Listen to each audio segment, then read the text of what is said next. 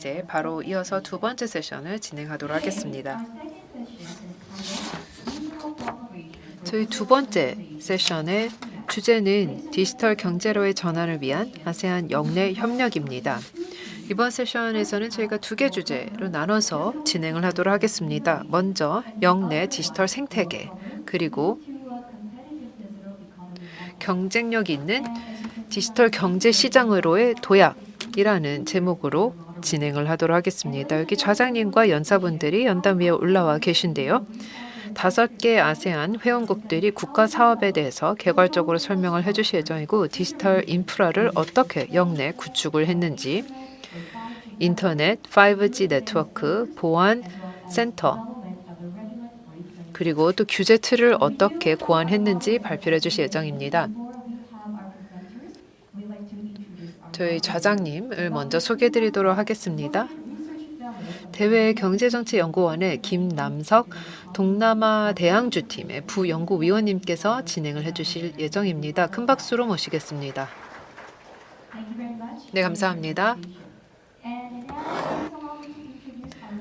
다음으로 저희 5명의 연사분들을 소개 올리도록 하겠습니다. 먼저 유스리나 마트 유소프 브루나이 정보통신기술산업청의 상무님 함께 해주셨습니다. 큰 박수로 모시겠습니다. 다음으로 스리 수나르디 인도네시아 통신정보부의 국제협력센터 ICT 자원협력팀장님 함께 해주셨습니다. 감사합니다. 다음으로는 꼬원 비락 캄보디아 상무부의 부국장님 함께 해주셨습니다. 감사합니다.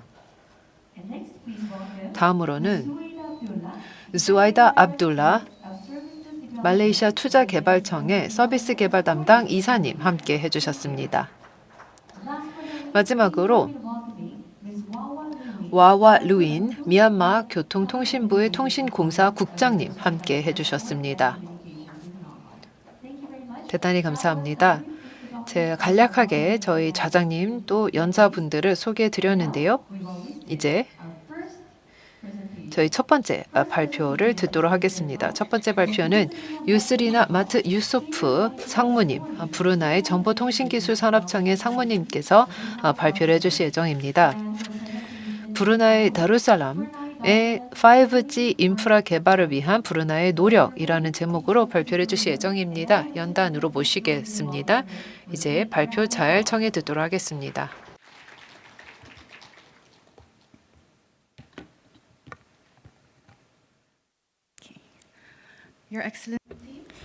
네, 기빈 여러분, 대표단 여러분, 신사숙 여러분, 안녕하십니까? 좋은 소개 말씀 감사드립니다. 오늘 이렇게 초대해 주셔서 감사드리고요. 저는 오늘 저희 브루나이의 5G를 향한 여정에 대해서 말씀드리도록 하겠습니다.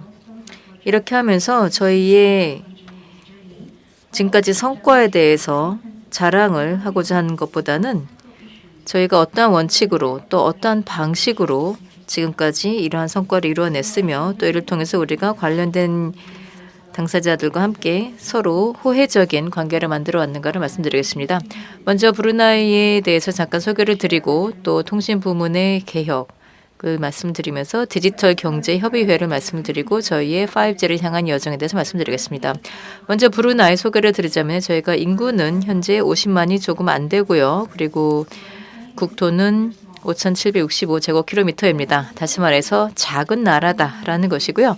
자, 그리고 통신에 대해서 말씀드리자면 저희는 몇 년 전에 저희의 통신망을 하나의 도매망으로 통합을 하게 되었습니다. 이것을 Unified National Network UNN이라고 하고요. 그리고 또 유무선 사업자로는 DST, Imagine, Progressive 등이 있습니다. 현재 이 통신 부문의 규모는 3억 6,400만 브루나이 달러이고요. 그리고 지금까지도 또 이통 분야에서의 가입자들은 계속 성장을 해나가고 있습니다. 그리고 데이터에 대한 소비자 수요가 굉장히 증가를 하고 있고요. 사실 여기에 나와 있는 내용은 굉장히 많은데 일단 여기서 보여드리고자 하는 것은 지난 몇 년에 걸쳐서 우리의 통신 분야가 어떻게 개혁을 하고 발전해 왔는가를 보여드리고 있는 것입니다. 사실 보통 여기서도 보시면은 저희가 각기 다른 세대의 기술이 도입이 됐는데 10년이 채 걸리지 않은 것을 볼 수가 있습니다. 그래서 저희가 2023년에 5G가 도입이 되었고요. 그런데 1996년도에 2G를 중단하게 되었습니다. 그런데 저희가 지금 5G가 도입이 되긴 했지만 아직까지 3G와 4G도 함께 제공을 하고 있습니다. 2020년에 디지털 경제 카운슬에서 디지털 경제 마스터 플랜 2025를 발표한 바가 있습니다. 이것은 브루나이의 2035 비전을 뒷받침하는 것인데요. 이를 위해서는 저희가 고도로 숙련된 근로자를 양산하고 또 디지털 산업을 육성하고 정부의 디지털화를 추구한다라는 여러 가지 목표를 가지고 있습니다. 자, 그래서 저희 디지털 경제 마스터 플랜에서 보고 있는 분야가 10개의 핵심적인 분야인데요. 물류, 에너지, 비즈니스, 서비스, 관광, 건강, 교육, 할랄, 건설 등입니다. 자, 그래서 여기에서는 이와 관련된 또 전략 계획을 함께 수립을 하였고요. 그래서 여기에서는 특히나 산업의 디지털화 그리고 인적 자원 개발에 주안점을 두고 있습니다. 2018년부터 저희가 이러한 노력을 시작을 하면서 여기서는 특히나 또 무선 주파수의 요건에 대해서 재정비를 하게 되었고요. 또 이에 더해서 5G를 도입을 하기 위해서 필요한 준비를 갖추게 되었습니다. 이를 위해서는 저희가 이 여론 수렴 과정을 거치게 되었고 그러면서 5G 태스크포스를 수립하게 되었습니다. 여기에는 정부 부처, 학계, 또 업계 등에서 참여를 하게 되었고요. 이를 통해서 저희가 필요할 때는 이런 부문별 협의와 협력을 수시로 진행한다라는 것을 말씀드리고자 합니다. 또한 저희가 주변 국가들 또 이 5G에 대해서 언제 어떻게 도입을 하였는지에 대해서도 검토를 하였습니다. 저희는 5G 기술을 도입하게 됨으로써 모바일 연결성의 장점을 누리고자 하였고 또 이를 통해서 혁신과 성장을 촉진하고자 했습니다. 그 중에서도 저희의 5G 전략을 좀 더 말씀드리자면요. 텔레커뮤니케이션을 이제는 하나의 유틸리티로서 제공한다라는 것이고 또 그 외에도 주파수 자원을 상시 제공한다라는 것입니다. 이 태스크포스가 완료가 되면서 다음과 같은 5개 분야, 핵심 분야를 선정하게 되었습니다. 첫 번째로는 역량 개발인데요. 저희가 로컬 벤더를 선정하여서 5G 업스킬링 프로그램을 제공하게 되었습니다. 또 그 외에도 일반 대중들에게도 관련된 교육을 제공을 했는데 이것은 저희가 100% 정부에서 보조를 한 것입니다. 그 다음으로는 이 시범 프로젝트인데 이를 통해서 POC를 진행하고자 했었던 것이고요. 그래서 시범 프로젝트에 참여하는 참가자들이나 또는 관련된 사업을 진행하는 기업들과 함께 이에 대한 POC를 진행을 하게 된 것입니다. 그리고 또 규제와 관련해서는 저희가 5G 주파수 또 샌드박스를 도입을 하게 되었습니다. 저희가 이것을 항상 하는 것은 아닌데요. 그런데 필요한 요건에 대해서 검토를 할 때 필요하다고 간주가 되면 이러한 조치를 취하기도 합니다. 그리고 또 인지도를 높일 필요가 있었는데 저희가 바로 이 브루나이 이노베이션 랩과 함께 공동 워크숍이나 또는 쇼케이스 등을 개최를 하게 됨으로써 이 5G에 대한 인식을 높여나갔습니다. 자, 이렇게 저희가 5G를 도입을 하게 됨으로써 전체적인 기술이 업그레이드가 되었고 또 이러한 기술이 우리의 일상으로 그만큼 더 확산이 됐는데 많은 도움이 되었다고 봅니다. 저희는 문화관광부와도 함께 이러한 협력을 통해서 예를 들면 농업 분야에서의 스마트 팜 파일럿 프로젝트를 진행하기도 했습니다. 예를 들면 양식업에 있어서도 스마트 양식업 파일럿 프로젝트를 진행한 바도 있고 또 농업에 있어서도 스마트 농장 프로젝트를 진행한 바가 있는데요. 여기에서 제 발표를 마치도록 하겠습니다. 감사합니다. 네, 대단히 감사합니다. 첫 발표는 유수리나 상무님께서 해주셨는데요. 브루나이의 5G를 향한 노력에 대해서 잘 설명해 주셨습니다. 네, 다음으로는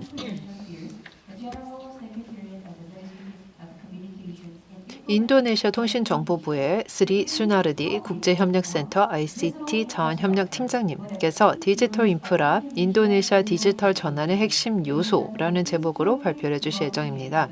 큰 박수로 모시겠습니다. Yeah. Okay. Thank you, Ms. Moderator, for the invitation. 네, 좌장님 감사합니다. 소개 또 환영해 주셔서 감사합니다. 아세안 연계성 포럼에 올 수 있게 되어서 기쁘고 여기에 저희의 전략에 대해서 말씀을 드리겠습니다. 특히나 저희 나라의 디지털 인프라 개발에 어떤 도전이 있었는지 말씀드리도록 하겠습니다. 우선 디지털 격차에 대해서 말씀드리겠습니다. 저희 인도네시아에게 있어서는 개도국이기 때문에 디지털 격차가 큰 문제라고 할 수 있겠습니다. 지금 현재 앞서도 얘기가 잠깐 나왔지만 26억 명이 여전히 인터넷 연결을 받지 못하고 있습니다. 앞서서 한국 측 발표자께서도 말씀을 해주셨습니다. 그래서 디지털 연계성의 가속화가 있어야 되겠고 이것을 지속 가능하게 해서 보편적 그리고 유의미한 연계성을 확보해야 될 필요가 있다고 하겠습니다. 아세안 국가들을 보시면 여기 통계를 통해서 보시면 되겠지만 ICT 개발의 정도가 매우 다릅니다. 이 IDI라는 ICT 개발 지수가 ITU에서 작년 발표한 수치인데요. 여기 보시면은 인도네시아는 한 80.1점을 받았습니다. 이게 아세안에서는 한 중간값에 해당하는 거다라고 보시면 되겠습니다. 네, 인도네시아에 대해서 통계 좀 말씀드리겠습니다. 군도 국가입니다. 17,000개 이상의 도서로 이루어져 있고 지금 현재 인구는 2억 7천만 명 이상이 됩니다. 이 중에 48% 이상의 여성, 그 외에는 남성입니다. 이런 인구 중에서 78.9%는 인터넷에 연결이 돼 있습니다. 그리고 전체 스크린 타임은 6시간 37분 정도 평균으로 수렴하고 있습니다. 인도네시아의 디지털 전환에 대해서 말씀을 드리자면 4가지 축이 있습니다. 디지털 인프라, 또 디지털 정부, 디지털 경제, 디지털 사회로 이루어져 있습니다. 이것이 포괄적인 프레임워크로서 이 축대로 저희는 최대한의 보편적인 연계성 그리고 최대한의 활용을 확보하려고 하고 있습니다. 저희가 지금 이 아세안 연계성 포럼에서 우리 어떤 도전 또 어떤 전략들이 있는지 말씀드리게 됐습니다. 우선 주요 도전에 있어서는 그 연계성과 디지털 생태계를 만드는 데 있어서는 지리적인 도전이 있습니다. 특히나 인도네시아의 그 지리적인 특성상 더 어려움이 있다고 하겠습니다. 그 농촌 지역에 있어서는 외곽 지역에 있어서는 특히나 어려움이 있다고 할 수 있겠습니다. 두 번째는 주파수의 부족 문제가 있습니다. 지금 현재 많은 주파수에 대한 수요가 있습니다. 그래서 디지털 수요가 폭증하면서 주파수에 대한 수요도 폭증하고 있는데 이 할당이 충분히 되고 있지 않습니다. 그래서 저희가 가용한 주파수를 최대한 효과적으로 배분하고 사용을 하는 것이 중요한 이슈라고 하겠습니다. 그리고 또 보통은 디지털 개발을 할 때는 경제적으로 많이 이 타당성이 있는 지역에만 구축이 되고 있는 만큼 경제적인 도전이 있고 마지막 도전은 디지털 리터러시가 아직도 많이 낮은 수준이라는 점이 있습니다. 여기 관련해서 전략적인 액션을 취하기로 했습니다. 우선 저희 국가 핵심 백본 네트워크를 구축하려고 했습니다. 저희는 팔라파링이라고 부르는 것입니다. 12,229km에 달하는 광 케이블 네트워크를 구축하는 것입니다. 그렇게 해서 저희 통신 서비스 그리고 ICT를 모두를 위해서 저렴하게 제공하기 위해서는 주파수 매핑, 주파수 재개발을 했습니다. 2.1, 2.3GHz 리파밍을 진행을 했습니다. 지난 12월 두바이에서 WRC 회의가 있었습니다. 그때 IMD의 새로운, 다시 말해 5G, 6G에 대해서 6GHz의 새로운 주파수 할당이 있었습니다. 이것을 통해서 저희는 주파수 부족 사태를 어느 정도 해소할 수 있지 않을까 생각합니다. 앞서서 저희 지리적인 그런 어려움이 많이 있다고 말씀드린 바 있습니다. 그래서 그런 만큼 위성 네트워크가 더욱더 중요해지고 있습니다. 인도네시아 정부는 이에 따라 대용량 위성 사트리아 1이라는 위성을 작년 6월 발사했습니다. 그리하여 이 대용량 위성을 통해서 위성 통신을 더욱더 가속화하려고 했습니다. 9월에 조코위 대통령께서 공식적으로 이 지구 스테이션을 개관한 바 있습니다. 마지막으로 디지털 리터러시 이슈가 있다고 말씀드렸는데 인도네시아 정부는 이에 따라 디지털 리터러시 프로그램을 창시했습니다. 여기에는 디지털 스킬, 디지털 문화, 디지털 윤리, 디지털 안전이라는 4개의 축을 가지고 디지털 리터러시를 높이려고, 디지털 문해력을 높이려고 많은 노력을 기울이고 있습니다. 저희 이제 보안 정보로서 저희가 팔라파링 국가 백본 네트워크에 대한 것입니다. 이 프로젝트도 3개 단계로 나눠져 있습니다. 서부 팔라파링, 중부 팔라파링, 그리고 동부 팔라파링이 있습니다. 중부 팔라파링 같은 경우는 랜 컨소시엄에서 개발을 하고 있습니다. 그리고 오른쪽 동부는 팔라파 티무르 텔레마티카에서 개발하고 있습니다. 감사드리면 혹시 궁금하신 점이 있으면은 저희 질문해 주시면 답변 드리도록 하겠습니다. 감사합니다. 네, 감사합니다. 수나르띠 팀장님께서 이렇게 인도네시아에 대해서 소개를 해주셨고 특히 인도네시아 디지털 전환에 대해서 말씀을 해주셨습니다. 네, 그러면 세 번째 발표를 들어보도록 하겠습니다. 이번 순서로는 쿠안 비락 캄보디아 상무부 부국장님께서 발표를 해주시도록 하겠습니다. 오늘 발표해 주실 내용은 캄보디아 전자상거래 협상에서의 법적 프레임워크와 도전 과제입니다. 큰 박수로 환영해 주시기 바랍니다.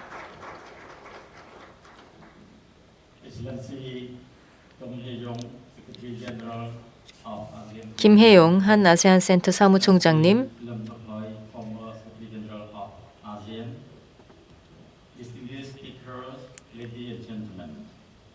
전 아세안 사무총장 다토 림족 호이님, 네, 기빈 여러분, 신사숙 여러분.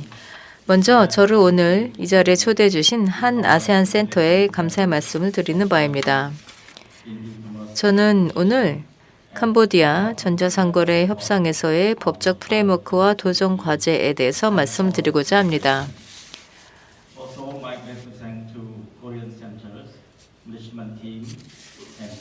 또한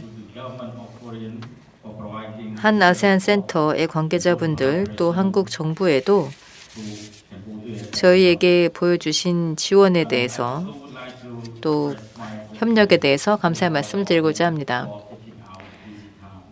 또 무엇보다도 오늘 이 자리에 여러분의 소중한 시간을 함께 해주고 계신 청중 여러분께도 감사의 말씀을 드리고자 합니다. 오늘 이 기회를 빌어서 우리가 지금까지의 모범 사례 또 어려움에 대해서도 함께 공유를 하고 또 이러한 어려움에 대해서 함께 대응해 나갈 수 있기를 바랍니다. 디지털 경제는 새로운 주제는 아니지만 가장 중요한 주제 중에 하나다라고 할 수가 있겠습니다. 이는 인터넷상으로의 재화와 서비스의 교환일 뿐만이 아니라 또 데이터의 흐름, 또 생산성 증대와도 관련이 되어 있다 할 수 있겠습니다. 그리고 사실 전자상거래를 하는 데 있어서는 특히나 예를 들면 전자상거래를 통해서 지금의 사업 기회를 확장하고 매출을 100만 달러 이상으로 높여 나아가고자 한다면 이제는 전자상거래를 하는 것이 필수라고 할 수가 있겠습니다. 또 그런 만큼 캄보디아뿐만이 아니라 전 세계적으로도 인터넷 또 전자상거래는 굉장히 중요한 것이죠. 팬데믹 이전에도 대부분의 캄보디아 기업들은 스마트 비즈니스를 하고 있었는데 그런데 팬데믹이 닥치면서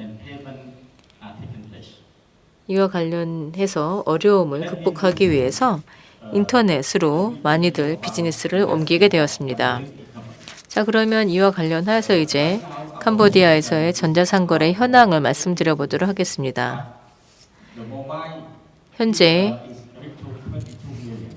캄보디아의 인구는 1,800만 명에 달하는데 그런데 저희의 스마트폰은 2,200만 개에 달합니다. 그만큼 캄보디아인들 중에서 핸드폰을 2개 이상 사용한 사람이 많다는 것이고요. 그리고 저희 캄보디아에서의 전자상거래의 규모가 굉장히 폭발적인 속도로 증가하고 있는 것을 볼 수가 있습니다.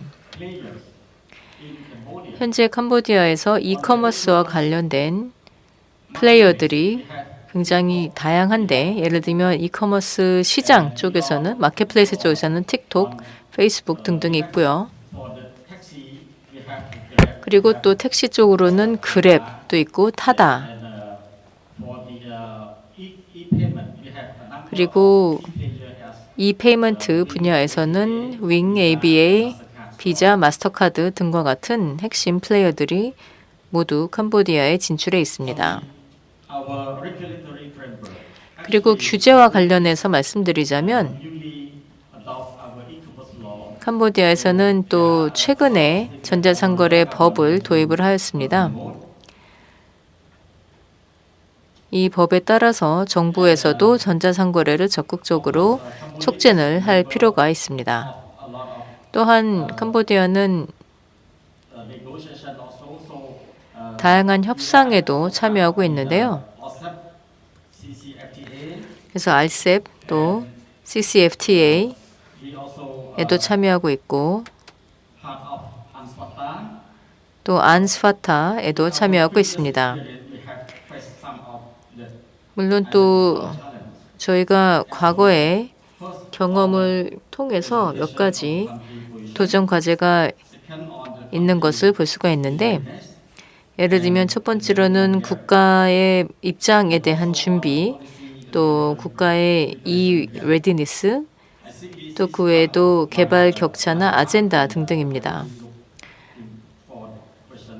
자, 그러면 제 발표는 여기까지가 마지막이고요. 나중에 또 질문을 기대해 보도록 하겠습니다. 감사합니다. 네, 대단히 감사합니다. 말씀해 주신 것처럼 저희가 발표가 모두 끝난 후에 패널 토론이 이어질 예정입니다. 질문이 있으시면 QR코드를 통해서 액세스해 주시면 되겠습니다. 네, 다음으로는 zuwaida 압둘라 말레이시아 투자개발청 서비스 개발 담당 이사님이십니다. 오늘 말레이시아 디지털 인프라 구축을 위한 투자 기회 유치라는 제목으로 발표를 해주실 예정입니다. 큰 박수로 모시도록 하겠습니다.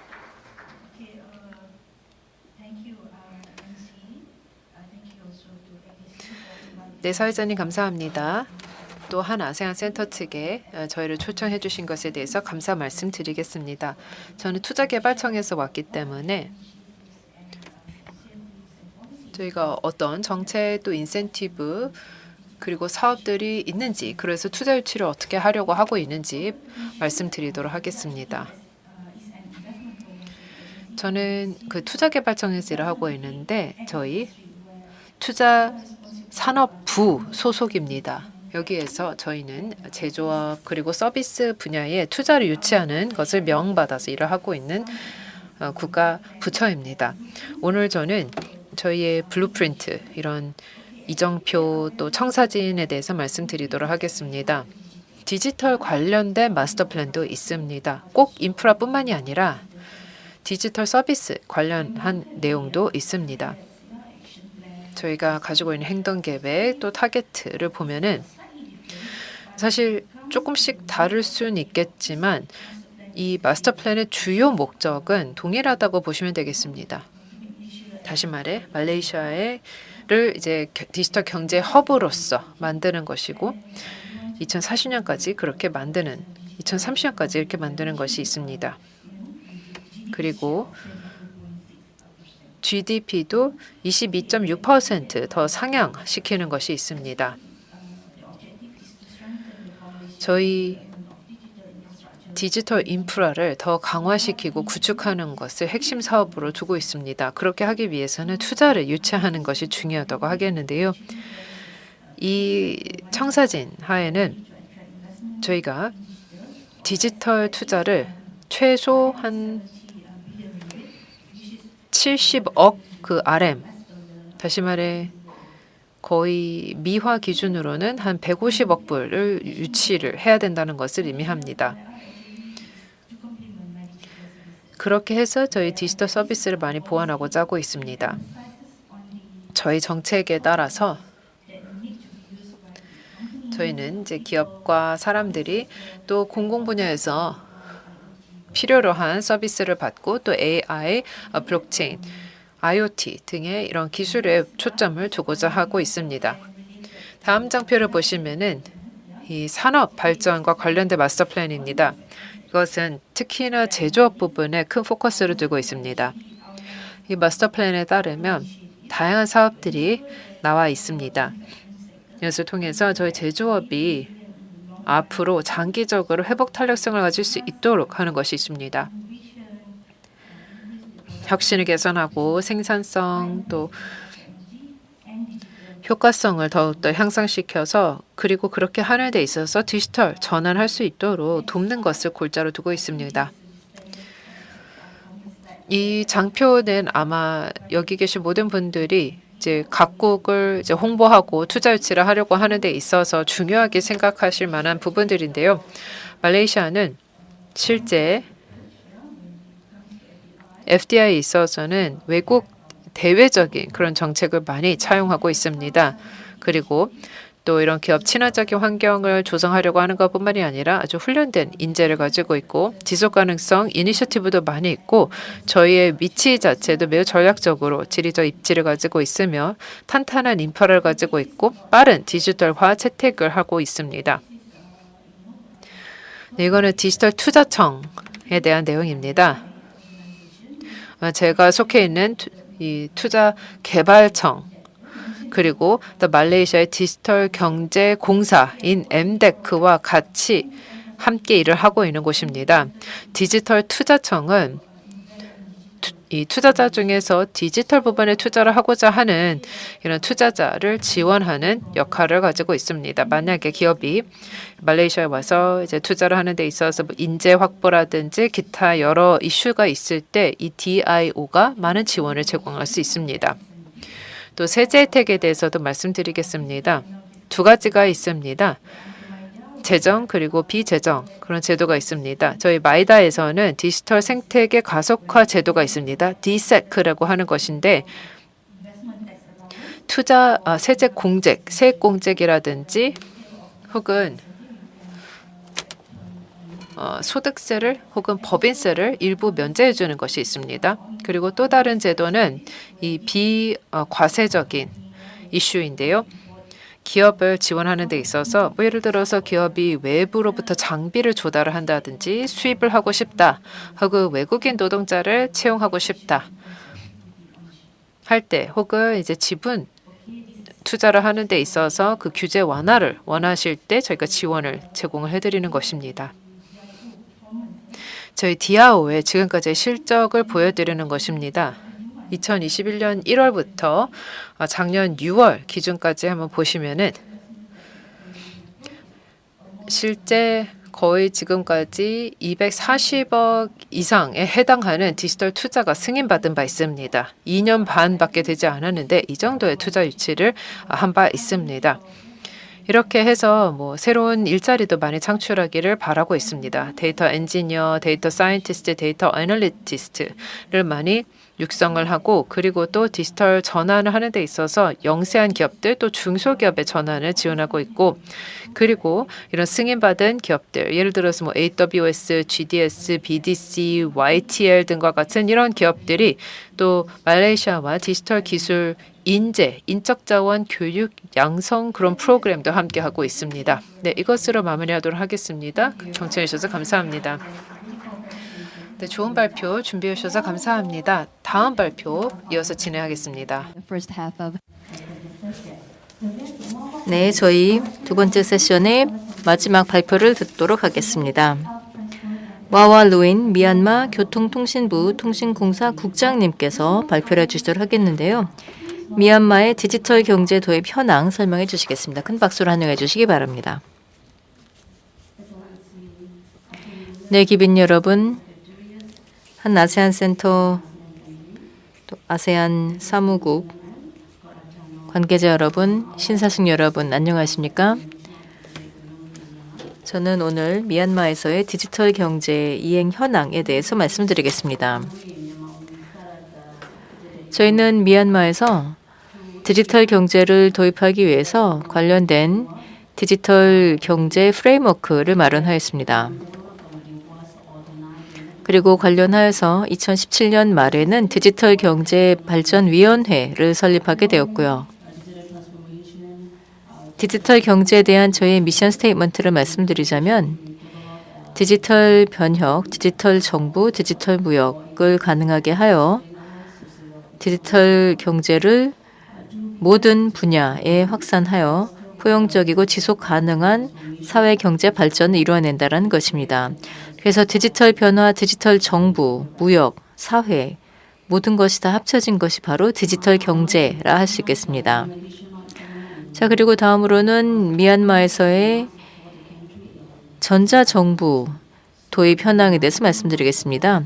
왜냐하면 이 전자정부의 도입이 또 디지털 경제와 밀접한 연관이 있기 때문인데요.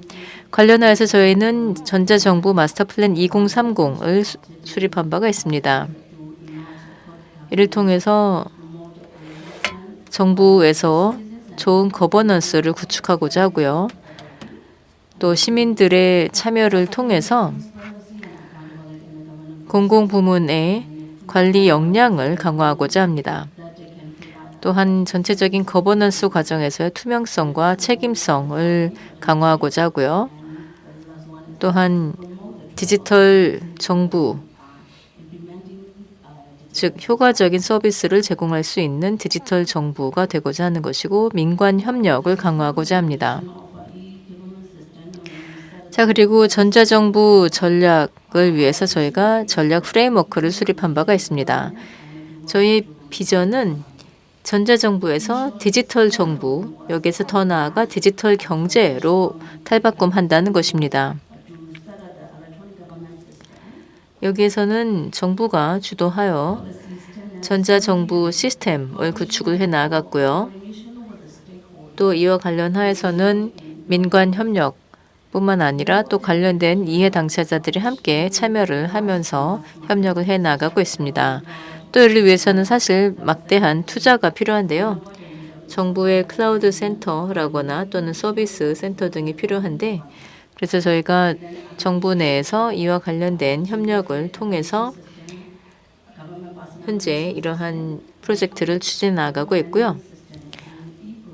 또한 이 프로그램이라거나 또는 이 더큐먼트, 이 시그너처 등등과 같은 시스템들을 정부 내에서 범정부적으로 공유를 하고 있습니다.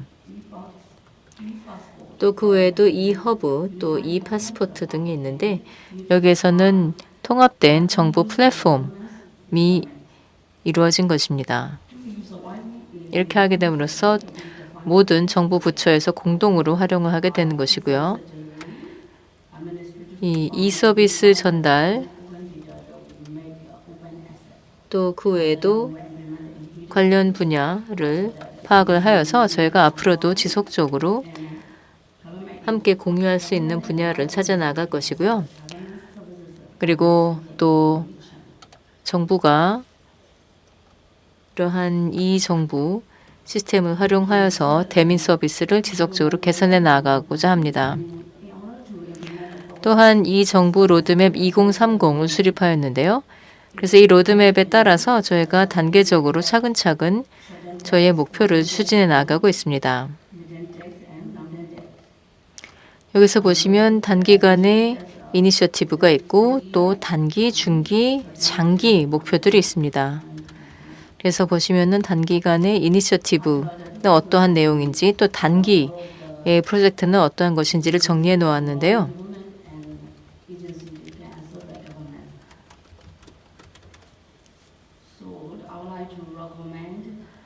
자, 그러면 이러한 경험을 토대로 하여서 이 정부를 이행하는 데 있어서 필요한 인프라를 다음과 같이 권고드리고자 합니다. 예를 들면 API 게이트웨이라거나 또는 클라우드 인프라, 디지털 채널, 디지털 혁신 연구센터, 디지털 참여 플랫폼, 디지털 서명, 이 정부 기관망, 이 정부 서비스 센터, 이 페이먼트 게이트웨이, 디지털 인증, 정부 AI 플랫폼, 국가 데이터 센터, 공공 핵심 인프라, 또 보안 운영센터 등이 필요합니다.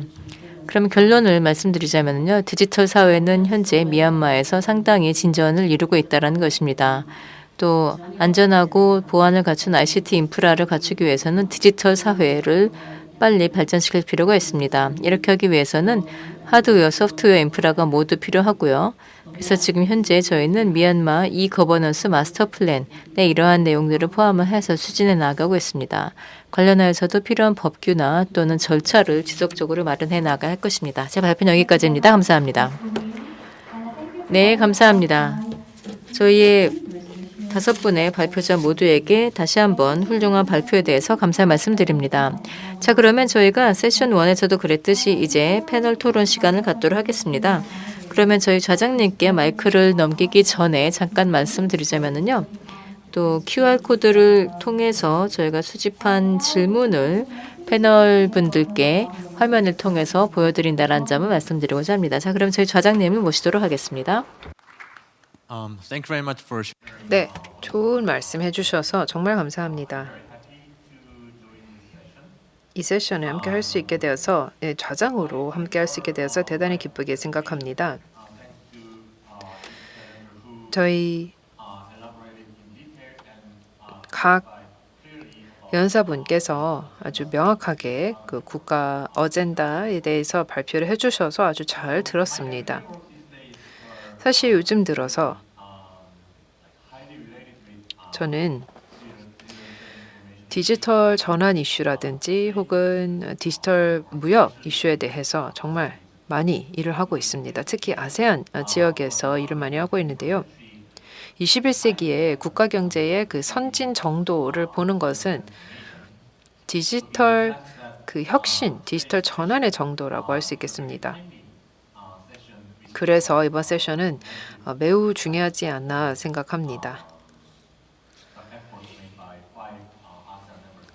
5개 아세안 국가들, 브루나이, 인도네시아, 캄보디아, 말레이시아, 또 미얀마에서 했었던 이런 과거에 또 지금 현재 진행된 그런 이력이 그만큼 중요하다고 하겠습니다. 국가별로 제가 질문을 드리기에 앞서 먼저 좀 공통 질문을 드리고자 하는데요. 한국과의 그런 가능한 그 협력에 대해서 질문 드리겠습니다.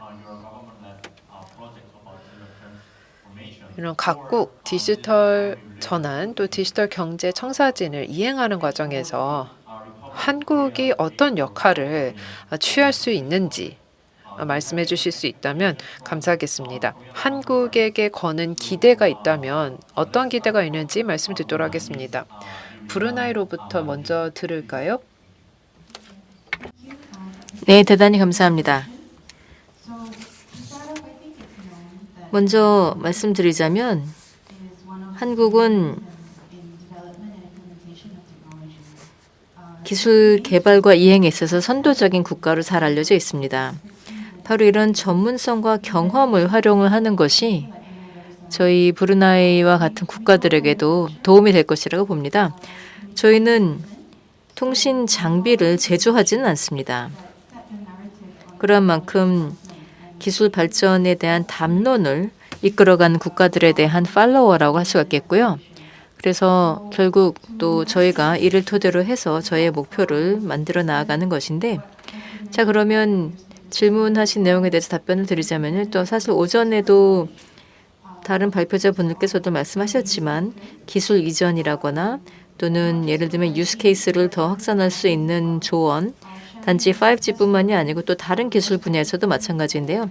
관련하여서 성공 사례라거나 또는 모범 사례에 대해서 공유를 할 수 있으면 많은 도움이 될 것이라고 봅니다. 그래서 이에 대해서는 사실 제가 앞서서 슬라이드에서도 여러 개 분야를 통해서 말씀드렸었는데요. 5G와 관련해서 특히나 다양한 부문으로 말씀드렸었는데 사실 다른 기술도 아마 공히 적용이 될 수 있을 것이라고 봅니다. 다시 말해서 다양한 부문에서 또 저희와 파트너십을 맺고자 하는 다른 국가들에게도 여러 가지 참고 사례가 될 수 있을 것이라고 봅니다. 저희 브루나이의 디지털 비전 2035에서도 이와 관련된 내용이 나와 있고요. 그래서 저희 브루나이에서는 바로 이러한 생태계를 만들어 나가는 데 있어서 저희가 다양한 분야에서 협력을 하고자 합니다.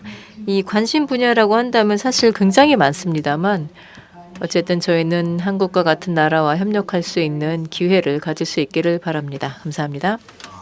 Yusrina. 네, 감사합니다. 브루나이 다르살람에 어떤 수요가 있는지 그 한국과의 그 가능한 협력에 대해서 말씀해 주셔서 정말 감사합니다. 다음으로는 스리 수나르디 팀장님, 인도네시아 측에서는 어떻게 보고 있을까요? 네, 감사합니다.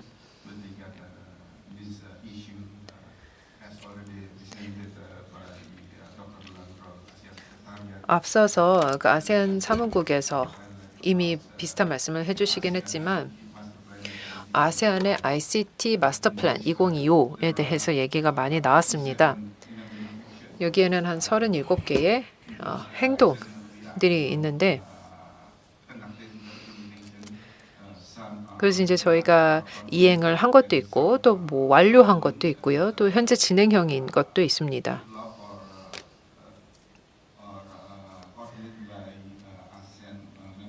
아세안 회원국들이 주도하고 서로 조율하는 것도 있고 아직 시작하지 않은 그런 사업들도 있습니다.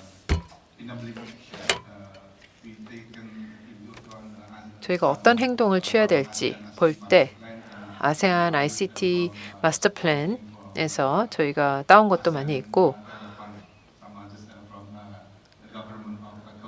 또 한국 정부로부터 저희가 뭐 받은 내용도 많이 있습니다. 그래서 저희는 한국 정부가 그 ICT 마스터 플랜의 이행을 하는 데 있어서 더 많이 관여를 해주고 더 함께 많이 지원해 주시면 좋을 것 같습니다. 저희가 2025 마스터 플랜이기 때문에 아직 그 2년밖에 남지 않았다고 말씀을 드리겠습니다. 또 인도네시아의 관점에서 말씀을 드리자면 저희 인도네시아 정부와 대한민국 정부는 아주 좋은 관계를 가지고 있고 특히 ICT 협력에 있어서 양자 관계가 매우 좋습니다. 그 코이카 쪽 지원도 많이 있고 또 ICT ODA 사업도 많이 있습니다. 그만큼 이렇게 한국과 우호적으로 많이 일을 하고 있습니다. 아세안의 관점에서 저희는 한국 정부로 하여금 보다 깊은 ICT 협력을 함께 해주시기를 부탁드리고 싶습니다. 네, 감사합니다. 네, 수나르디 팀장님 좋은 말씀 해주셔서 감사합니다. 그 아세안의 그 전반적인 그 목표에 대해서 그리고 또 인도네시아의 구체적인 목표도 같이 말씀해 주셔서 감사합니다. 그 아세안이 작년에는 인도네시아가 의장국이었는데요. 그때 뭐 한국을 비롯한 여러 파트너 국가들이 사실 인도네시아가 보여준 그 디지털 관련된 그 목표를 달성하고자 하는 노력을 보고 아주 깊은 인상을 받았습니다. 그리고 말씀하셨다시피 이제 코이카가 이끄는 그런 ODA 사업도 많이 있고 또 기타 다른 한국 이제 정부 부처발 이런 사업들이 많이 있습니다. 이런 다자 간 그리고 또 양자 간 협력 사업들이 많이 있습니다.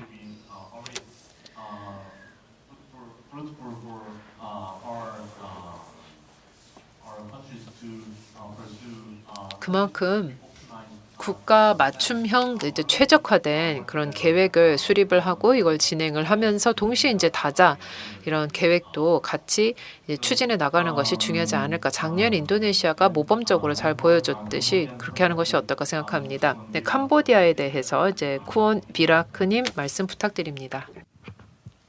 Yes, thank 네, 대단히 감사합니다. 질문해 주신 좌장님께 감사드리고요. 먼저 한국은 저희 캄보디아에게 있어서 굉장히 중요한 파트너 또 뿐만 아니라 아세안 그리고 전 세계의 중요한 파트너다라는 것을 말씀드리고자 합니다. 그리고 사실 또 우리 양국은 단지 영내 협정뿐만이 아니라 또 즉 지역 협정뿐만이 아니라 저희가 양국 사이에 몇 년 전에 체결한 양국 협정도 있습니다. 이에 대해서 제가 개인적으로도 그렇고 또 캄보디아 국민을 대표해서 지금까지 보여주신 한국의 협력에 감사의 말씀드리고 오래된 협력과 지원에 대해서 이 자리를 빌어서 감사의 말씀드리고자 합니다. 자, 그런데 사실 이것만으로는 충분하지 않다라는 것도 말씀드리고 싶습니다. 캄보디아에 진출한 한국의 제품들을 보면 사실 캄보디아에 또 많은 고층 건물들도 한국 투자자들이 건설한 것이고요. 또 그 외에도 현대 자동차도 그렇고 또 한국의 사실 뭐 그 어떠한 브랜드이건 간에 캄보디아에서는 환영합니다. 또 이뿐만이 아니고 디지털 또 전자상거래에 대해서도 오늘 이야기를 하고 있는데 제가 보기에는 바로 또 여기에서도 캄보디아에 투자를 할 만한 여지가 굉장히 많다고 봅니다. 지금 현재 디지털 또 전자상거래라고 한다면 이것은 더 이상 물리적인 시장이 아니고 가상의 시장인 것이죠. 그래서 저희는 언제든 한국 투자자들이 캄보디아에 투자할 것을 환영을 합니다. 모든 분야에서 그러한데요. 모바일 페이먼트도 그렇고 또 물류 분야도 그렇고요. 그 외에도 모든 분야, 즉 전자상거래와 관련된 모든 분야에 대해서 한국의 투자를 환영합니다. 또 지금 사실 캄보디아에서는 디지털 스타트업이 저희 경제에 굉장히 중요한 한 부분을 차지하고 있습니다. 그래서 앞으로도 또 우리가 협력할 수 있는 중요한 부분이라고 보고요. 또 최근에 저희가 새로운 투자법을 통과를 시켰는데 이는 투자자들에게 굉장히 유리한 법이 될 것입니다. 예를 들면 6년 동안 세제 혜택을 제공한다거나 또 자본 흐름에 대해서도 규제를 하지 않는다라는 것. 다시 말해서 캄보디아에 투자를 하고 자금을 다시 송금하는 데 대해서도 그 어떠한 규제도 없다라는 것이고요. 그리고 또 만약에 이러한 자금을 재투자하게 된다. 그러면 이에 대해서는 세제 혜택이라거나 인센티브 등을 적용받을 수가 있습니다.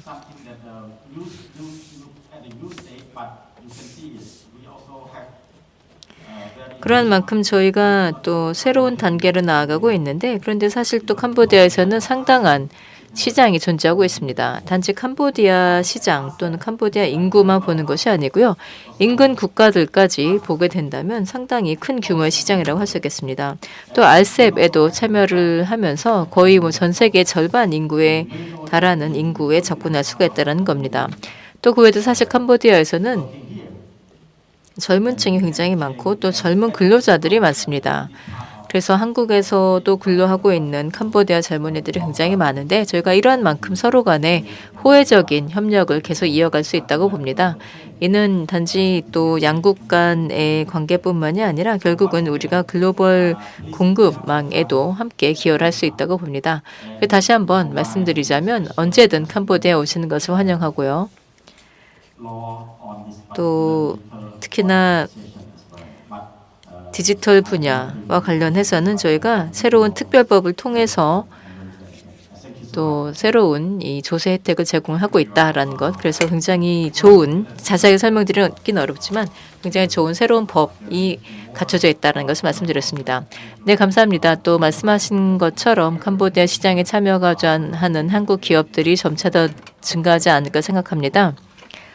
왜냐하면 앞서서 또 보여주신 수치를 보게 되면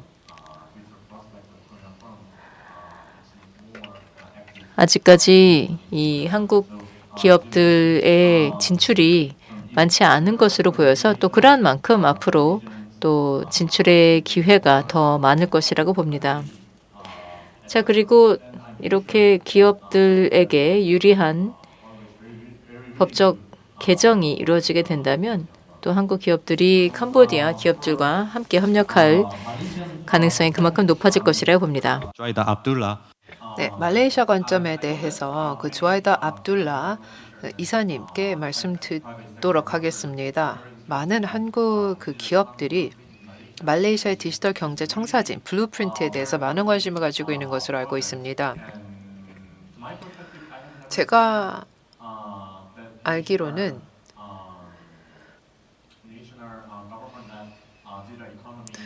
이런 정부가 주도하는 디지털 경제 의제 중에서 말레이시아의 규모를 따를 만한 그렇게 큰 의제는 아직 보지 못한 것 같습니다. 디지털 경제 그 청사진, 이제 디지털 그 전환을 하는 데 있어서 특히 한국과 그 말레이시아의 그 협력에 있어서 어떤 여지, 어떤 기회들이 있을 수 있다고 생각하십니까? 네, 질문 감사합니다. 제가 이제 정보에 몸담고 있기 때문에 특히 이제 투자개발청 소속이다 보니 물론 이제 저는 얘기를 하고자 하는 것이 더 많은 한국 기업들이 대말레이시아 투자를 하면은 좋겠다라고 말씀을 드릴 수 있겠습니다. 제조업에 많은 한국 기업들이 진출해 왔습니다. 삼성, LG전자, 또 SK그룹도 진출했고요. 하지만 이 한국에 투자를 받은 하이퍼스케일 데이터 센터가 아직 있지는 않습니다. 그래서 저는 한국의 데이터 센터 기업들을 저희 말레이시아에 초청을 하고자 하는 것입니다. 왜냐하면 한국이 디지털 경제에 있어서는 많이 첨단화되어 있는 것을 저희가 잘 알고 있습니다. FDI와 관련해서 예를 들어서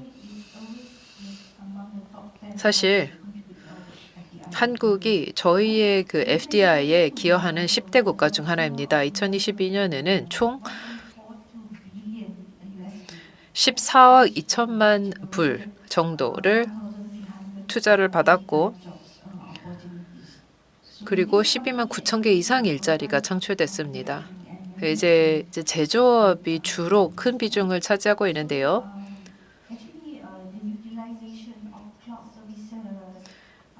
이런 클라우드 서비스의 이용이라든지 또 AI의 도입이라든지 사물 인터넷 등과 같은 사실 이걸 사용하기에는 데이터 센터가 정말 많이 필요합니다. 그래서 저희 말레이시아는 이 시장의 수요에 대응하고자 말레이시아뿐만이 아니라 모든 아세안 국가에서는 데이터 센터가 그만큼 많이 필요하다고 하겠습니다. 왜냐하면 어마어마한 양의 데이터가 지금 계속해서 생산되고 있는데 이거를 처리할 수 있는 데이터 센터가 필요합니다. 그래서 한국의 기업들이 데이터 센터 면에 있어서 많은 이제 지원 또 이런 협력을 해주시기를 바라고 있습니다. 어떤 기대가 있느냐 저에게 질문하신다면 저는 지식 이전이 많이 있으면 좋겠습니다. 특히 이 디지털 면에 있어서의 그 나타난 격차를 해소하고자 하는 것입니다. 그리고 또 양질의 일자리, 데이터 사이언티스트, 데이터 엔지니어 등과 같은 이런 일자리들 그리고 또 다양한 사업 기회들을 우리 현지 기업들에게 제공을 하고자 하고 있습니다. 저희 현지 기업들이 부품을 제조한다든지 데이터 센터의 유지 보수를 하는 것은 잘 할 수 있을 것입니다. 이미 특정 한국의 제조사들과 같이 좋은 협력을 해왔던 이력이 있기 때문에 거기에 더욱더 많은 협력을 이어서 나갈 수 있지 않을까 생각합니다. 네, 그 말레이시아 투자개발청에서 오셨기 때문에 사실 말씀드리는 것이지만 이 투자개발청이 늘 그 해외 시장에서 적극적으로 활동을 하시는 것을 보고 감명을 받았습니다.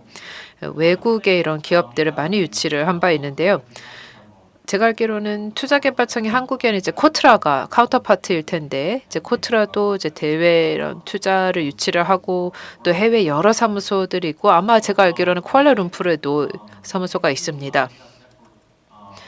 미다의 그 지원이 있었기 때문에 한국의 많은 민간 기업이 말레이시아의 그 디지털 전환 노력이 있다라는 것을 알게 된 것 같습니다. 그래서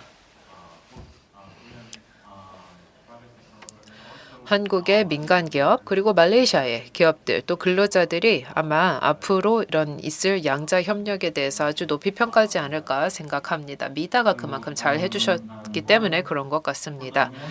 Perspective, Ms. Barbara.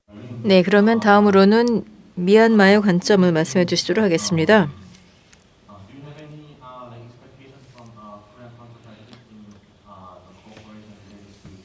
디지털 변혁과 관련돼서 또 한국 측으로부터 기대하는 바가 어떠한 것이 있을런지요. 네, 감사합니다. 미얀마에서 디지털 연결성과 관련된 비즈니스의 활동이 도시 지역에서는 상당히 활발하다라 할 수 있겠습니다. 도시 지역에서는 디지털 서비스에 대해서 굉장히 다양한 서비스를 접근할 수 있는데요. 그런데 사실 또 저희 미얀마의 특징이라고 한다면 오지도 많고 또 산악지대도 많다는 것입니다. 이런 지역에서는 디지털 서비스에 대한 접근성이 떨어질 수밖에 없는데요. 특히나 도시 지역에 비하면 오지에서의 디지털 서비스가 접근성이 부족하다 보니까 저희가 보편적인 서비스를 공급하는 것이 현재로서 중요한 하나의 과제입니다. 이를 위한 인프라를 마련하는 데 있어서 저희가 한국과 협력을 하기를 희망하고요. 특히나 바로 이런 국내에서의 오지에서의 인프라 구축을 필요로 하고 있습니다. 이렇게 하게 됨으로써 도시와 또 오지 사이에서의 격차를 점차 줄여나가고자 하고요. 또 앞서서 발표에서도 말씀드렸지만 저희가 전자상거래 프로젝트가 굉장히 많이 진행이 되고 있고 또 그런 만큼 이러한 프로젝트에 대한 관심을 희망하는 바입니다. 네, 감사합니다. 미얀마 관점 말씀해 주셨는데요. 자, 그러면 이제 다음 순서로는 국가별로 질문을 드려보도록 하겠습니다. 한 30분 정도의 시간이 남아 있는데 또 저희가 청중분들로부터 질문도 드릴 수 있도록 하기 위해서 답변을 한 3분 이내로 짧게 부탁드립니다.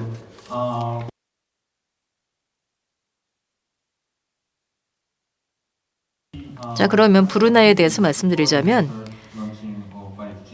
5G 도입 전후로 몇 가지 중요한 활동이 있었던 것으로 보이는데 이를 통해서 얻으신 교훈이 무엇이 있었는지 답변 부탁드립니다.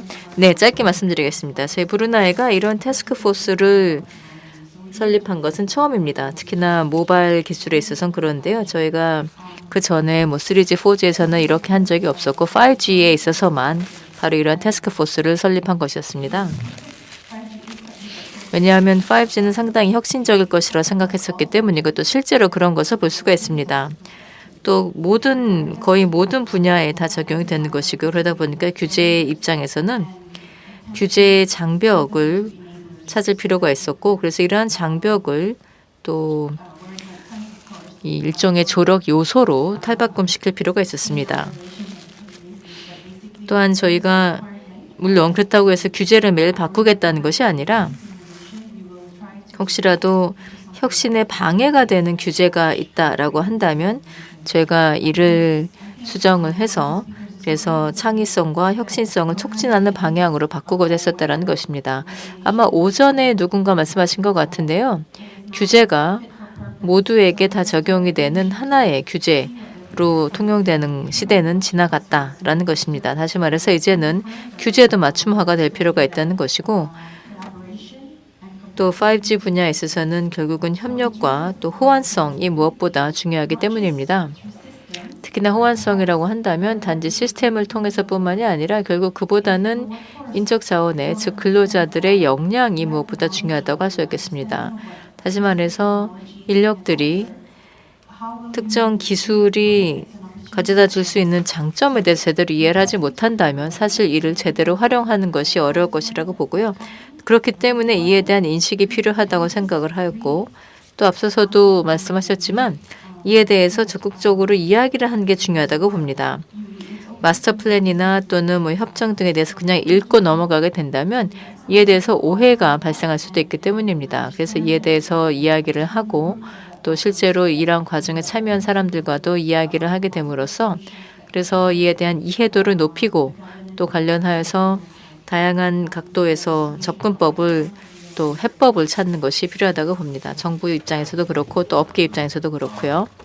네, 감사합니다. 특히나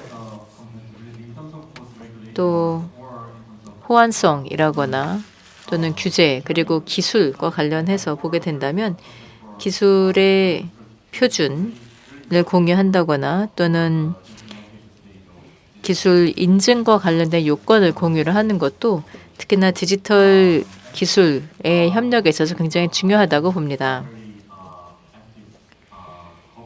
아세안이 한국과 적극적으로 협력을 한 덕분에 또 한 아세안 연대 구상 이걸 줄여서 카시라고 하는데요.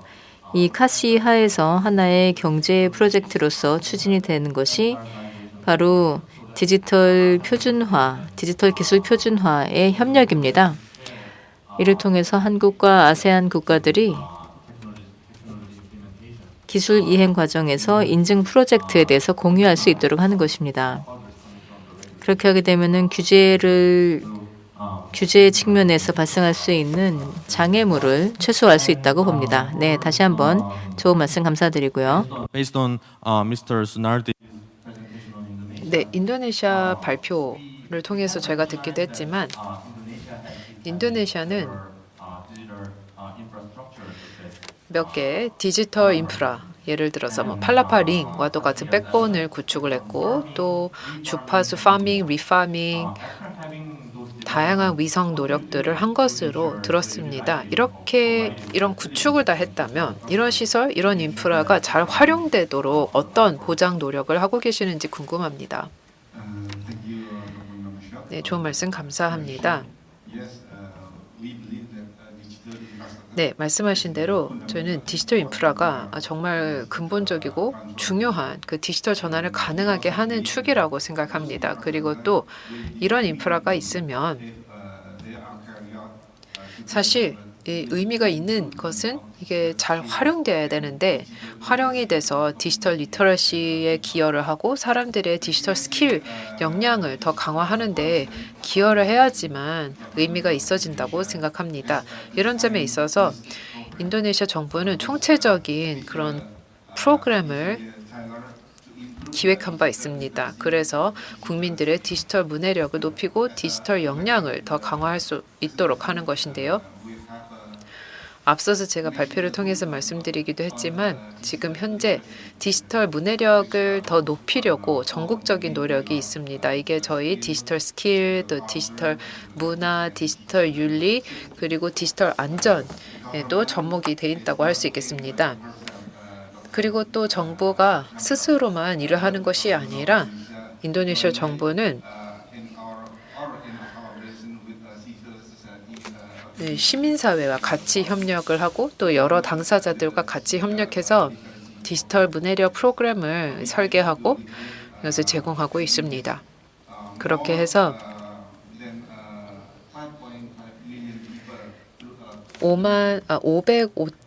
550만 명 이상의 사람들이 이미 혜택을 받은 바 있습니다.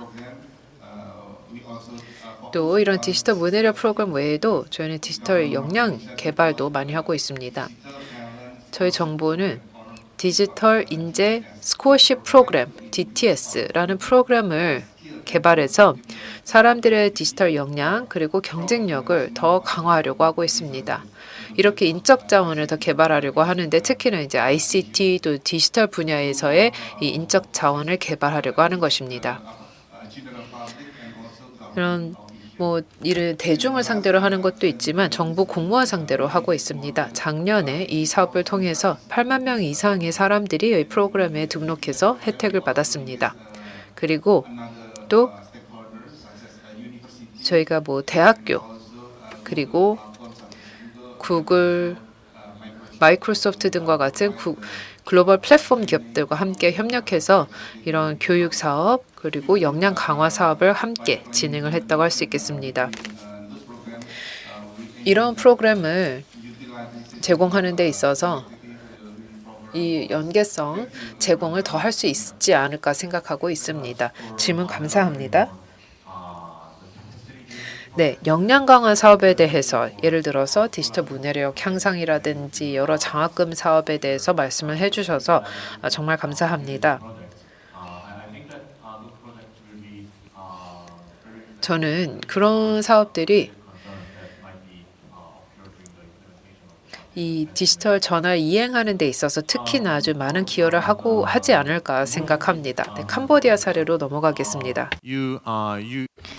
네, 그러면 앞서서 설명을 하시면서 미얀마 정부에서 갖고 있는 일종의 청사진을 소개를 해주셨는데요.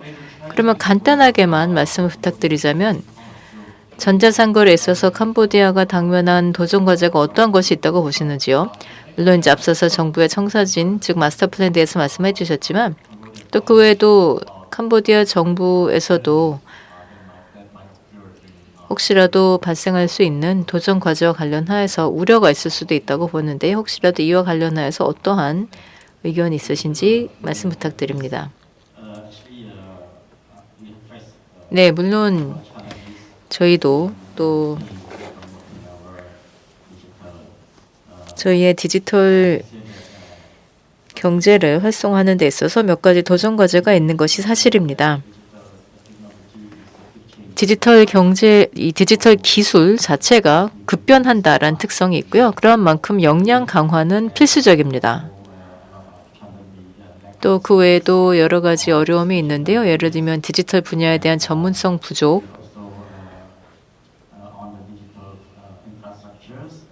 또 디지털 인프라와 관련하여서도 어려움이 있습니다. 이 외에도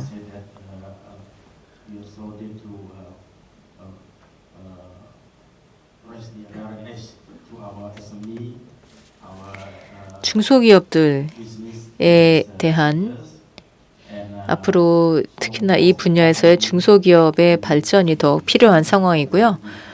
가장 중요한 것은 투자가 필요하다는 것, 국제 협력이 필요하다는 것입니다. 모든 대화 파트너들이 캄보디아와 함께 협력을 하여 저희의 디지털 분야의 발전을 촉진시킬 필요가 있습니다. 자, 그리고 물론 다시 한번 확인차 말씀드리자면 전자상거래가 굉장히 중요한 것은 사실이죠. 예를 들면 하루아침에 100만 달러를 벌 수도 있는데 특히나 또 만약에 어느 가수와 같은 그런 셀럽이다라고 한다면 그러면 이런 분들이 물론 노래를 굉장히 잘할 것이고 그래서 또 이 사람과 관련된 것을 사고자 할 것입니다. 그러면 결국은 이 웹사이트에 접근을 해야 되는 것이기 때문에 그래서 말씀드린 것처럼 하루에 100만 달러를 버는 것은 쉽게 가능할 수 있다는 겁니다. 네, 감사합니다.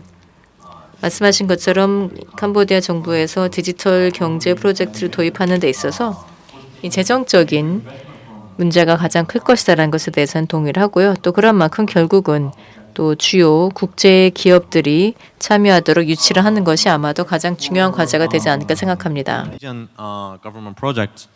다음으로 말레이시아 사업에 대해서 질문 드리겠습니다. 발표 중에 지속 가능성 이니셔티브가 이제 말레이시아 정부가 추진하고 있는데 이것이 특히나 디지털 투자자들로 하여금 말레이시아의 투자를 결정하는데 큰 요인으로 작용하고 있다 말씀하셨습니다. 근데 데이터 센터가 필요하다고 말씀하셨는데 전력 니즈가 매우 높을 텐데요. 전력이 많이 필요한 이런 사업에 있어서는 어떤 그런 투자가 있어야 된다고 생각하시고 이런 지속 가능성에 대해서 어떻게 생각하십니까? 네, 아마 모든 분들이 주제하시겠지만 ESG가 정말 중요하고 전 세계 각국 또 각 기업들이 ESG 정책을 글로벌 이니셔티브의 일환으로 채택해서 지속 가능성으로 나아가고 있습니다. 이런 환경적인 분야를 고려하는 것이 정말 중요하죠. 그래서 기업과 국가들이 자원을 잘 활용을 하는 것, 특히 전력을 잘 활용하는 것에 있어서 아주 중요하게 생각하고 있습니다. 말씀하신 대로 데이터 센터는 전기를 많이 사용을 하고 있고 특히 거의 데이터 센터가 전체 글로벌 에너지 사용량의 1%에 해당한다라고까지의 그런 결과가 연구 결과가 나오고 있습니다. 그래서 기업들이 투자를 할 때는 이 기업 그 국가의 생태계 또 인프라 그리고 인재를 예전에 봤다면 이제는 이런 녹색 에너지, 친환경 에너지 평가 이런 틀이 있는지 이런 점들을 또 보고 있습니다. 마찬가지로 저희도 투자를 유치하려고 할 때 그런 질문을 많이 받습니다. 재생에너지 프로그램이 뭐가 있는지 혹은 친환경 전력을 어디에서 구매를 할 수 있는지 이런 질문을 많이 받고 있습니다. 저희 말레이시아에게 있어서는 사실 다양한 저희 기업들이 이제 친환경 에너지를 구매하고 공급받을 수 있도록 다양한 제도를 통해서 보장하고 있습니다. 우선 그린 에너지 테리프라는 그런 요금 제도가 있습니다. 기업이 이 관세 산하해서 6,600기가와트를 이 그린 테리프를 통해서 이 친환경 에너지를 제공을 했는데 기업들이 특히 뭐 데이터 센터와도 같은 기업들이 이게 이 요금이 조금 더 비싼 요금이긴 하지만 여기에도 충분히 이걸 통해서 친환경 에너지를 공급받겠다라고 의지를 피력하고 이제 구매를 해 왔습니다. 또 다른 프로그램은 저희가 투자자와 데이터 센터 기업들 예를 들어서 이런 투자자들이 태양열 에너지 친환경 에너지 공급자와 협정을 맺도록 지원을 합니다. 이게 특히나 좋은 계약 구조인 것이 이 태양 에너지 공급사는 꼭 데이터 센터에 근접하게 위치하고 있지 않아도 됩니다. 멀리 떨어져 있다 하더라도 괜찮습니다. 녹색 에너지를 물리적으로 이동을 하는 것이 아니라 그래서 이런 기업들이 이런 프로그램을 통해서 공급을 받는다든지 구매를 한다든지 하는 것을 좋아합니다. 이 태양 에너지 공급사 그리고 데이터 센터 기업 간에 이 계약이 있기 때문에 거기에 이제 그 조건 그리고 가격 구조를 다 조건에 녹여들어서 거기에 합의를 할 수가 있습니다. 또 다른 제도는 셀프코라고 하는 것입니다. 자체 소비에 관련된 것인데 이거는 왜 기업이 자기 자본이 충분히 있고 뭐 예를 들어서 자산이 있다, 토지가 충분히 있다라고 할 때 자기가 소유하고 있는 토지에 태양광 패널이나 혹은 지붕에 태양광 패널을 투자를 하겠다라고 이제 자체적으로 에너지를 공급을 하겠다, 생산을 하겠다라고 하는 데 있어서도 저희가 지원을 하고 있습니다. 이렇게 재생에너지 관련된 투자 혹은 에너지 효율 장비에 대한 투자는 특히나 다양한 인센티브를 제공받을 수 있다는 점 말씀드리겠습니다. 이런 장비나 시설을 뭐 구입하고 공급받는 데 있어서 이런 인센티브가 있습니다. 이렇게 기업들이 이런 제도를 활용을 하면은 자체적인 ESG 정책도 달성할 수 있고 그리고 자체적으로 이제 친환경 에너지를 받을 수 있지만 또 정부에게 있어서는 좋습니다. 왜냐하면 저희는 2050년까지 친환경 에너지, 재생 에너지 비중을 70%로 끌어올리고 또 저희는 네트 제로 국가가 2050년까지 되고자 하고 있기 때문에 이런 프로그램이 사실 정부에게 있어서도 좋은 것입니다. 그래서 저희가 투자자를 지원하기 위해서 이런 각종 패키지를 제공해 왔습니다. 감사합니다. 말씀하신 대로 이게 ESG와도 같은 것이 이제 더 이상 하나의 이게 하나의 구속력 있는 관세 장벽으로 기능을 할 수가 있는 것이기 때문에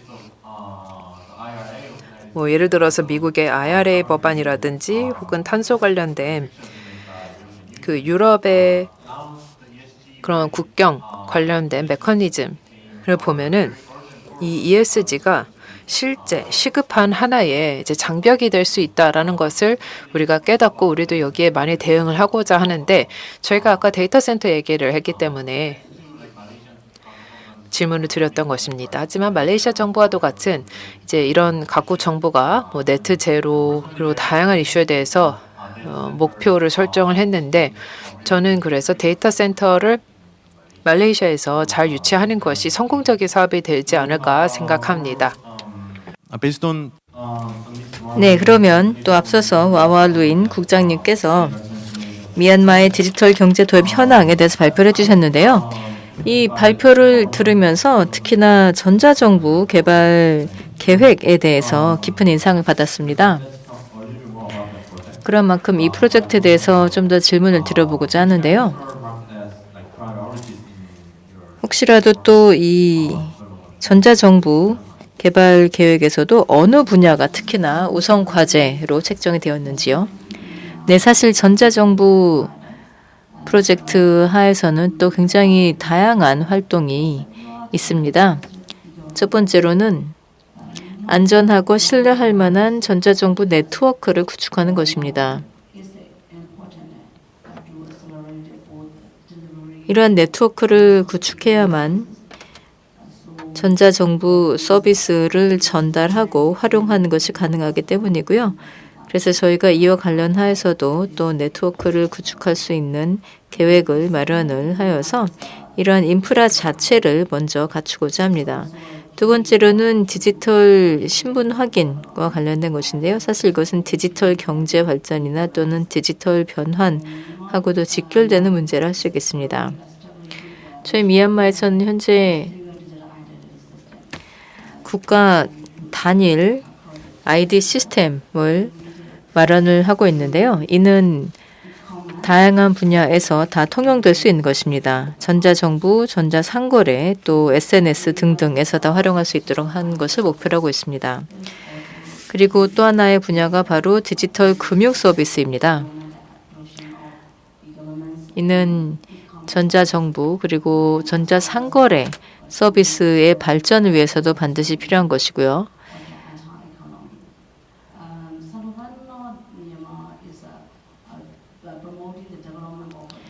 또 그 외에도 저희는 디지털 금융 서비스를 이러한 다양한 이유를 위해서 계속 발전시켜 나가고 있는 것입니다. 네, 감사합니다. 그리고 또 사실 이 전자정부 발전 계획이라는 것이 굉장히 긍정적인 측면이 많을 것으로 보이는데 그 중에서도 아마도 또 시민들 사이에서의 불평등을 완화할 수 있지 않을까 생각합니다.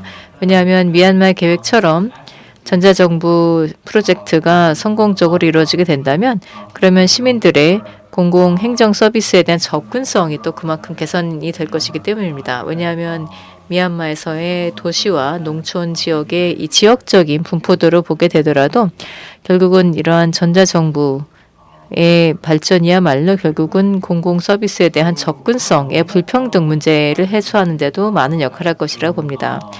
네, 이제 한 5분 정도의 시간이 남았는데요. 청중분들로부터 질문을 한두 개 정도 받아보도록 하겠습니다. 네, 질문이 들어왔는데요. 브루나이 다루살람을 위한 질문입니다. 5G 단독 그 네트워크 구축이 곧 진행이 될지 질문 드렸습니다. 네, 짧게 답변 드리자면 아직은 아니다인데요. 그런데 좀 더 말씀드리겠습니다. 네, 저희가 기본적으로는 5G에 했었던 것처럼 저희가 같은 접근법을 사용을 하고자 합니다. 이게 스탠드얼론이 아니기 때문인데 어쨌든 만약에 저희가 스탠드얼론을 도입을 하려면 그 전에 또 요건에 대해서 저희가 먼저 검토를 해야 되겠죠. 아무도 이게 첫 번째 질문하고도 연관이 된다고 생각하는데 바로 협력과도 관련이 있다고 생각합니다. 협력 분야 그리고 또 5G 스탠드얼론이 브루나이에서 어떠한 의미를 가지게 될 것인가에 대해서 좀 더 조사를 해야 될 것이고 그래서 이에 대해서는 저희가 역량 강화를 해야 할 것이고 그래서 5G 스탠드얼론이 무엇을 할 수 있는지를 검토를 해야 될 것입니다. 일단 지금으로서는 모바일 브로드밴드 그리고 넌 스탠드얼론 함께 활용하고 있고요. 그런데 모바일 용량이라거나 또는 뭐 파일럿 프로젝트도 필요할 것이고 또 학계와도 함께 연구를 할 필요도 있을 것이고 또 관련하여서 예를 들면 뭐 교환 학생 등과도 함께 협력을 해보는 것도 가능할 것이라고 봅니다. 네, 감사합니다. 그러면 질문을 하나 더 인도네시아에 대해서 질문을 하나 받았는데요. 또 우리도 이 인도네시아와 관련된 이런 도전 과제나 또는 지금까지 활동에 대해서 많은 관심을 가지고 있습니다. 그러면 지금 5G 네트워크 커버리지는 어떠한지요? 지금 인도네시아가 굉장히 영토가 큰데 충분하다고 보시는지요? Yes, quick. 예, 질문 감사합니다.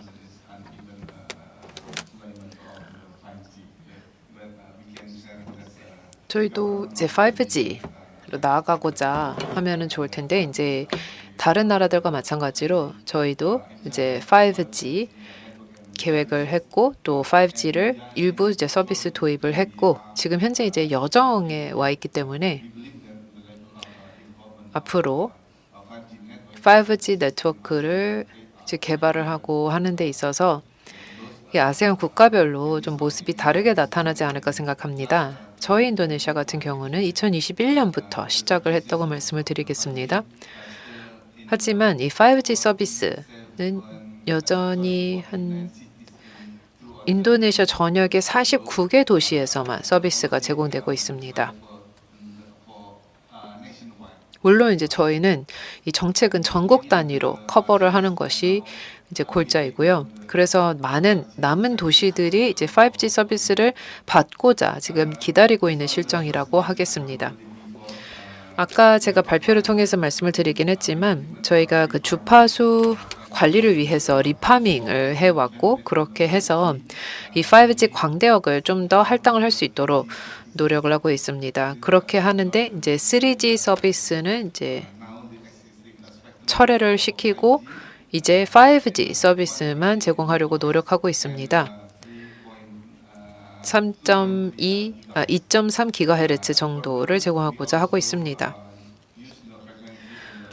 뿐만 아니라 700 메가헤르츠, 2.6 기가헤르츠, 3.5 기가헤르츠, 26 기가헤르츠, 27 기가헤르츠 이렇게 할당을 했고 앞서도 말씀드렸다시피